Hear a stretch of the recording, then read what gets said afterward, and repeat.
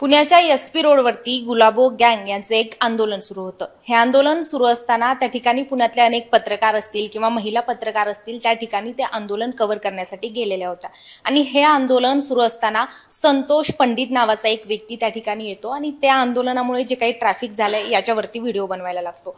तो व्हिडिओ बनवत असताना काय प्रकार आहे किंवा त्याच्यासोबत बोलण्याचा प्रयत्न जेव्हा आमच्या महिला पत्रकारांनी केला तेव्हा महिला पत्रकारांसोबत अर्वाच्य भाषेत बोलणं असेल किंवा त्यांच्या कपड्यांवरून टिप्पणी असेल किंवा अनेक गोष्टी केल्या. आणि इतकंच नाही तर त्या महिला पत्रकाराचा व्हिडिओ बनवून तो व्हिडिओ स्वतःच्या पर्सनल YouTube अकाउंटला व्हायरल केला जातो. त्यामध्ये त्या महिला पत्रकाराची बदनामी केली जाते, व्हिडिओ ब्लर केला जात नाही आणि त्यानंतर पर्वती पोलीस ठाण्यामध्ये या सगळ्या प्रकरणाचा एक गुन्हा, विनयभंगाचा गुन्हा दाखल केला जातो. हा गुन्हा दाखल केल्यानंतर सुद्धा आणखी एक व्हिडिओ तो संतोष पंडित नावाचा व्यक्ती त्याच्या YouTube चॅनलवरती अपलोड करतो. आणि या सगळ्या प्रकरणामध्ये खरं तर विनयभंगाचा गुन्हा दाखल होऊन सुद्धा व्हिडिओ अपलोड केली जाते. म्हणजे प्रशासनाची काही भीती नाही का, यंत्रणेची काही भीती नाही का? आणि या सगळ्या प्रकरणामध्ये जो काही गुन्हा दाखल केलाय याचा तपास कुठपर्यंत आलाय आणि अगदी हे सगळं काही प्रकरण काय आपण जाणून घेऊया. आपल्यासोबत सध्या DCP मिलिंद मोहिते सर आहेत. सर, मला सांगा की नेमकं हे प्रकरण कसं झालं,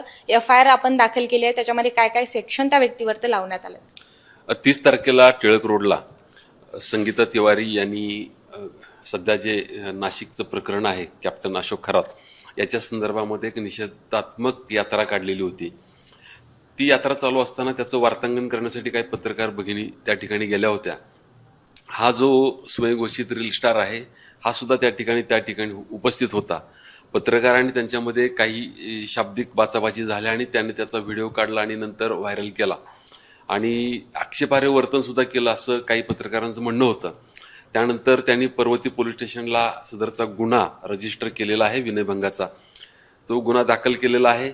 त्या संदर्भामध्ये संतोष पंडितला पोलीस स्टेशनला बोलवलेलं होतं. काल त्याची दिवसभर सुद्धा आम्ही कसून चौकशी केलेली होती. मात्र सदरचा गुन्हा हा 7 वर्षापेक्षा आतल्या शिक्षेचा असल्यामुळं काल त्याला आम्ही नोटीस देऊन परत पाठवलेलं आहे. त्यांनी काल सहकार्य केलेलं होतं पोलिसांना, परंतु यापुढं जर त्यांनी सहकार्य नाही केलं तर आम्ही ACPची परमिशन घेऊन पुन्हा अटकेची सुद्धा कारवाई करू शकतो. मीनवाईल त्याच्यावरती यापूर्वी सुद्धा एक 354चा गुन्हा दाखल आहे.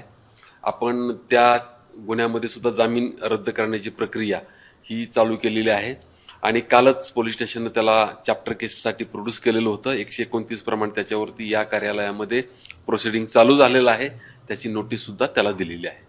सर, हा जो गुन्हा दाखल केला यानंतर सुद्धा त्या व्यक्तीचा LS मराठीचं जे काही ऑफिस आहे तिथल्या प्रतिनिधीला कॉल होतो आणि त्या कॉलवरती तुम्ही महिलांना का नोकरी देता, जॉब देण्याचं कारण काय, महिलांच्या ड्रेसिंगवरती बोलणं असेल किंवा त्यांच्या पर्सनल टिप्पणी असेल, अशा पद्धतीचे वक्तव्य केले जातात. याची कॉल रेकॉर्डिंग पण आपण व्हायरल केलेली आहे. खरं तर या सगळ्या प्रकरणानंतर ती जी महिला पत्रकार आहे जिच्यावरती हे सगळं काही झालं आणि त्यानंतर गुन्हा दाखल झाला, तिच्या प्रोटेक्शनसाठी आपण काय करताय का? कारण गुन्हा दाखल झाल्यानंतर त्या व्यक्तीने परत व्हिडिओ अपलोड केलेला आहे, तोही ब्लर केलेला नाही. आणि सगळ्यात महत्त्वाची गोष्ट म्हणजेच जे काही 2 व्हिडिओ त्यांच्या पर्सनल अकाउंटला त्याने टाकले ते अद्यापही डिलीट झालेले नाहीयेत. सर, नाही, त्याचं अकाउंट जे आहे ते आपण एव्हिडन्स म्हणून ॲज अ वापरणारच आहोत.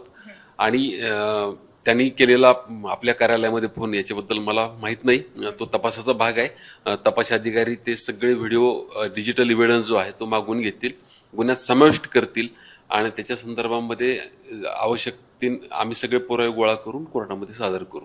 ओके. आणि मग हा तपासाला आणखी किती वेळ लागणार आहे? कोर्टामध्ये कधी हजर केलं जाणार आणि ह्या सगळ्यामध्ये त्यांना अटक होणार आहे का? मेन म्हणजे नाही, अटकेबाबतचा निर्णय तपास अधिकारी घेतील. आवश्यकता असेल तर नक्की त्याच्यावरती ती कारवाई होईल आणि ह्या 7 दिवसामध्येच आम्ही चार्जशीट पाठवण्याचा निर्णय करू.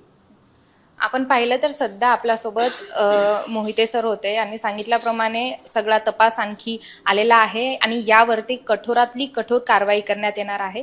मात्र कुठेतरी एखाद्या महिला पत्रकाराचा अशा पद्धतीचा व्हिडिओ स्वतःच्या पर्सनल अकाउंटवरती टाकून तो व्हायरल करण्याचा अधिकार तुम्ही कितीही थोर युट्यूबर असू द्या, नाही कोणीही असू द्या, कोणालाच नसतो. एखाद्या महिलेला असं व्हिडिओ व्हायरल करून तिला बदनाम करण्याचा प्रयत्न केला गेला आहे. खरं तर या सगळ्या प्रकरणाचा आता तपास कुठपर्यंत जातो आणि त्या महिला पत्रकाराला योग्य तो न्याय मिळणार का, हा प्रश्न आहे. LS मराठी, पुणे.